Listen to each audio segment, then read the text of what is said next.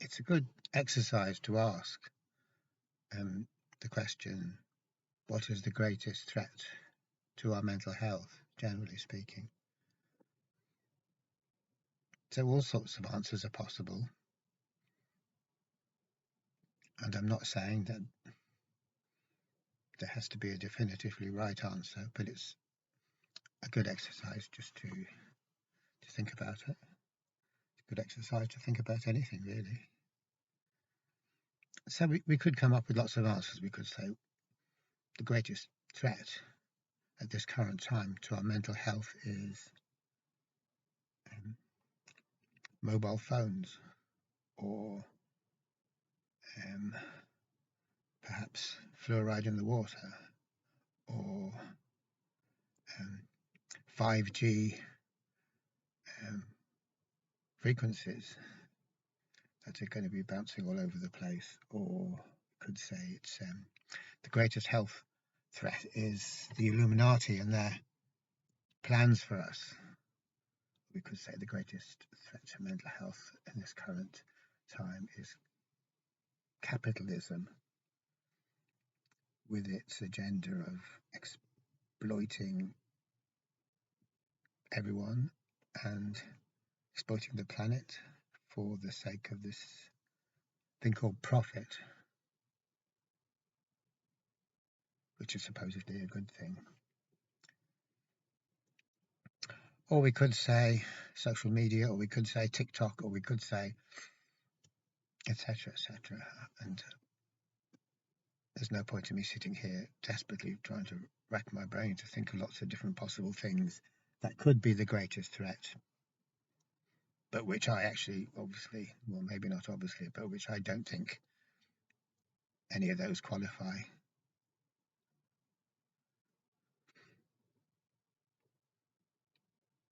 To me, there's no question about it. There's no quibbling. The greatest threat to our mental health is the generic mind, or the consensus reality, which is the version of reality that the consensus mind creates.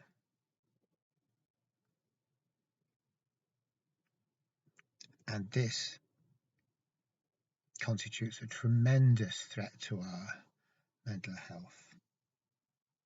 And of course, it's more than a threat, because it's a threat that we don't see, and a threat that we don't take seriously, even if someone were to open up a dialogue about it. And it is therefore a threat that's actually materialized as the next thing on from a threat.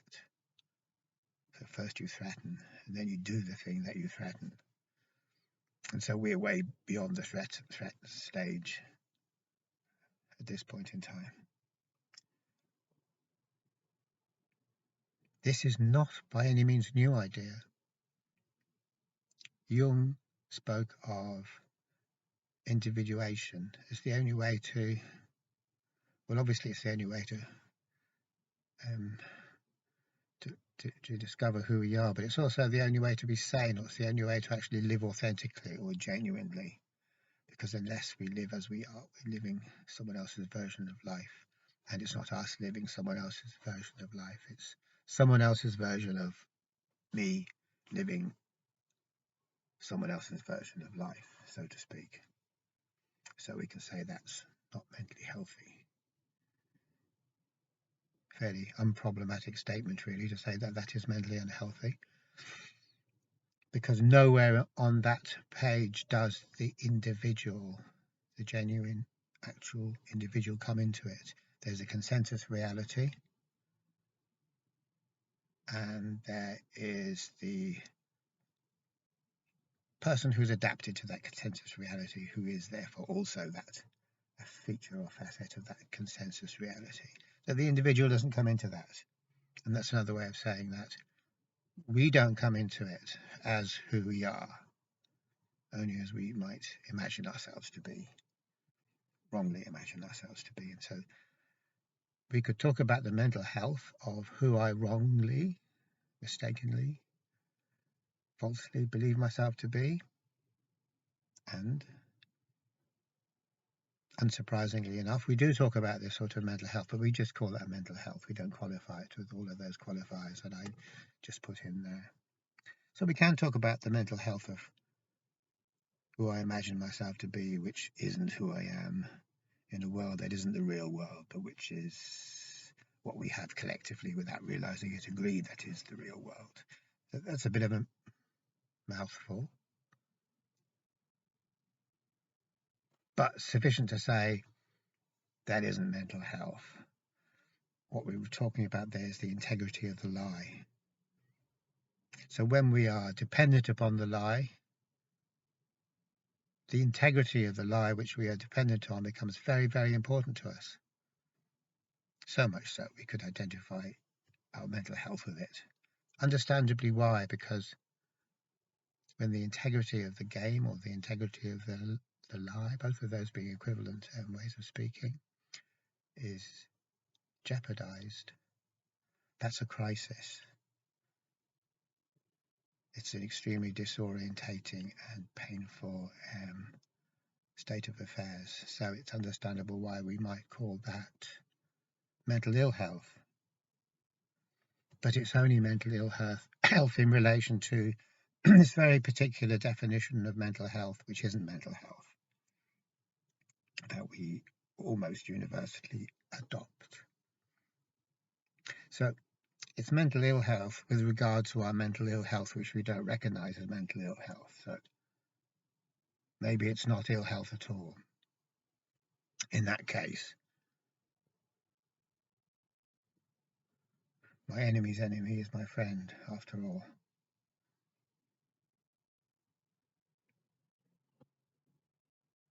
So there is this confusion.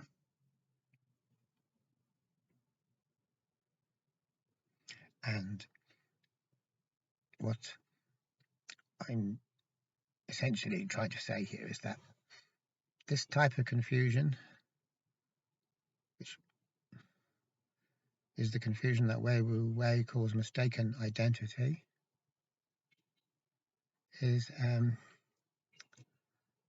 becoming a bigger and bigger trap, a more and more persuasive trap, now in the present day than it has ever been, or it could be. And the reason for that is simple. All we have to do is consider population sizes and the dynamics of groups. So if there's only me, and that isn't a group, I know, but if there's only me, I don't need a hell of a load of rules and regulations to regulate my behavior. If, on the other hand, which is more likely survival-wise, I am part of a group, which could be 15, 20, 40, 50, 60, something like that, people, then some regulation is necessary. Some mutually agreed upon framework of what we shouldn't do or what we should do, or just purely in technical logistic terms, it is necessary to have some regulation, but not too much. It's not that we're going to be buried under red tape. So if we go back to a point in time when maybe it was more common to have human groups of a size like that, and I expect you'd have to go back thousands of years, you could say that at least, no matter what other troubles were around, at least we didn't get buried under a ton of red tape then. Which seems like a trivial thing to talk about, because red tape might be a pain, but it doesn't kill us. So we could say, well, that's the price of our civilization, which keeps us so safe. It's just the red tape. But it's not so much the red tape that I'm talking about, but the regulation. So jumping ahead now from a group of 60 or 50, we can jump ahead to groups that contain 10,000, 20,000, 30,000. Maybe the first agrarian communities. Obviously, it'd have to be agrarian communities. It couldn't be. You couldn't have 20,000 hunter-gatherers steaming down the road to be like a cloud of locusts or something. That wouldn't work. So we're talking about settled communities. So then you can see that really we do need a lot of regulation in practical terms. And then skipping ahead again to where we are now, we can talk about groups consisting of millions, tens of millions, hundreds of millions, or even billions. And the reason we can talk about those large conglomerations of people as being properly groups is because we are linked communication-wise by our communication devices, which are a lot quicker, a lot more efficient, a lot more global, a lot more inclusive, etc., than they ever used to be. So we've jumped ahead and ahead and ahead in terms of communication technology, which has facilitated larger groups because we're all acting in lockstep. And this can be probably seen most dramatically in younger generations, where whatever the social media platform of the day is, one effect of this is that people get, there comes into the picture group norms that are not spoken of, they're implicit norms, but we all do this, or we all wear that type of shoe or trainer or whatever it is. And then everyone has to follow suit, or otherwise be a bit of a misfit, and misfits get a raw deal, as we all know. So it really is, I would say, the case that our enhanced communication network has created human beings that are more in lockstep with each other. And what this means is that we're regulated more, we're very regulated, but more regulated than we might imagine just from looking at legislation or looking at unspoken social codes of conduct, etc. That isn't the half of it. We are actually regulated in terms of how we understand life and what we understand life to be about. And that also means understanding who we are and what we are about, what I'm about, what am I about? What is it about? So all of these questions, which actually, they're answered so quickly they never become questions. They're answered straight away because we get brainwashed or conditioned or indoctrinated into the consensus reality. So we're basically given an idea of what life is about, which isn't acknowledged as an idea, but it's just acknowledged. It's not even acknowledged as anything. It's just get on with it kind of thing. So the result of that is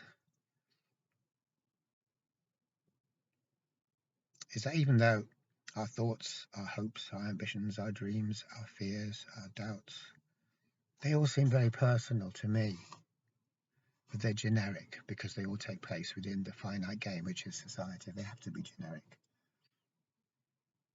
If they weren't generic, they wouldn't make sense to anyone else. I couldn't talk about them for fear of being ostracized or ridiculed or worse. And so what we'd be talking about there is a totally different thing. We're all singing off the same hymn sheet, most of us. And that's what gives us the feeling that we've got company.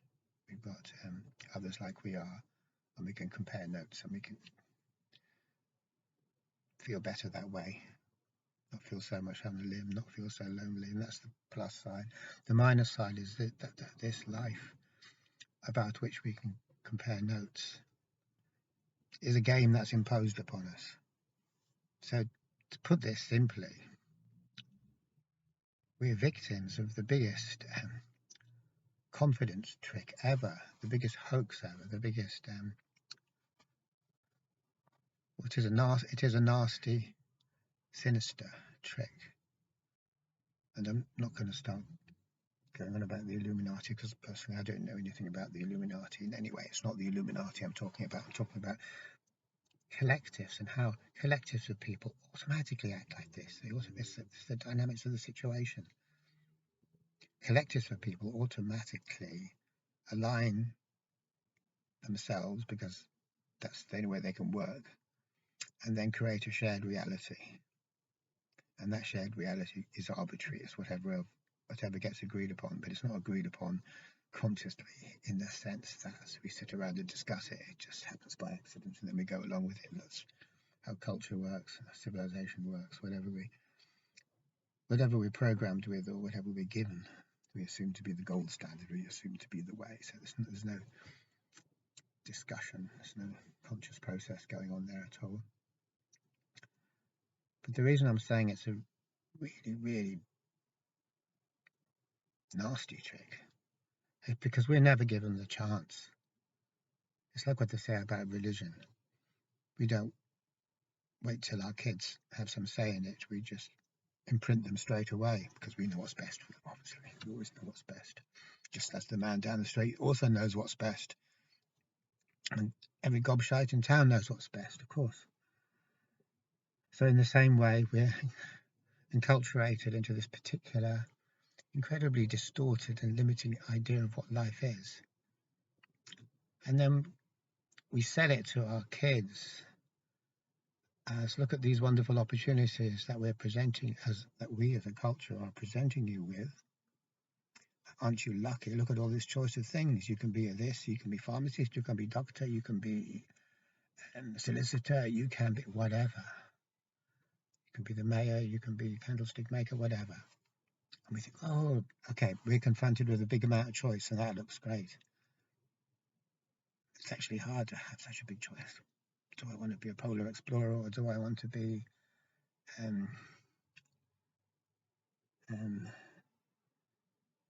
do I want to be a nurse or a soldier or whatever it is? But the point that we miss by being offered so many choices, which is, there's a name for that, it's a particular trick that conjurers use. We're so bedazzled by all these little apparently different alternatives that we're given, that we miss the fact that we're not being given any alternative in the broader scheme of things, because all of these little alternatives all come out of our particular way of understanding what life is about, how life should be lived. And it's a very, very narrow way. So it doesn't really make a difference what social role you jump into. It's all going to be a role within the same game. So the game is the game no matter what role you take. It's like playing World of Warcraft. You could be a dwarf, or you could be another thing that isn't a dwarf that's in World of Warcraft. And there are other things apart from dwarfs. I just can't think of them. But no matter whether you choose X or Y, it doesn't threaten the integrity of World of Warcraft, because both of those roles, or all of those roles, there's more than just two types of player, exist within the framework of World of Warcraft and don't threaten the integrity of that game. But what I'm getting at is that there is a huge, huge expanse of possibilities that we don't know about. We don't know about them when we can't live them, and we'll never be told about them. If we do want to know about them, we have to break away from the consensus reality, which is traumatic. It's like being born again. We're born into a world where consensus reality is like a nursery, and we have to be born again in the real world out of that nursery. Only for most of us, we don't ever get born again. And the first birth doesn't count so much. Although that may seem, it's the second birth. Being born as yourself counts for the most, because if you're born as not yourself, and you never do become who you really are, then that's what Jung calls unlived life. Because you don't live your life, you live society's idea of your life, and it's not you living it anyway, it's society's idea of you. Now this might sound like philosophy, but it isn't. It's very, very, very practical, very, very down to earth. Because